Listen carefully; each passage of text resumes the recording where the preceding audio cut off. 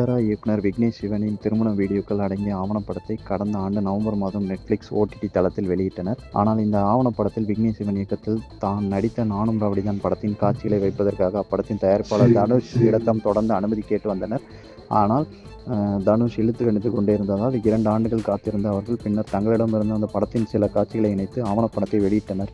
இதனால் ஆத்திரமடைந்த நடிகர் தனுஷ் தனது அனுமதி பெறாமல் நானும் ரவுடிதான் படத்தின் காட்சிகளை பயன்படுத்தியதற்காக 10 கோடி ரூபாய் கேட்டு நஷ்டஈடு தர வேண்டும் என நயன்தாராவுக்கு நோட்டீஸ் அனுப்பியிருந்தார். இந்த நிலையில் தற்போது இந்த ஆவணப்படத்தில் சந்திரமுகியின் படத்தின் சில காட்சிகளை அவர்கள் பயன்படுத்தியதாக அப்படத்தின் தயாரிப்பு நிறுவனம் சிவாஜி புரொடக்ஷன் தரப்பில் நயன்தாராவுக்கு OTT தளத்திற்கு 5 கோடி ரூபாய் நஷ்டஈடு கேட்டு நோட்டீஸ் அனுப்பியிருப்பது பெரும் பரபரப்பை ஏற்படுத்தியிருக்கிறது. இந்த தகவல் உலா வந்ததில் ஏற்கனவே தனது திருமண ஆவணப்படத்தில் 2 பிரச்சனைகளில் மாட்டிக்கொண்டார் நடிகை நயன்தாரா.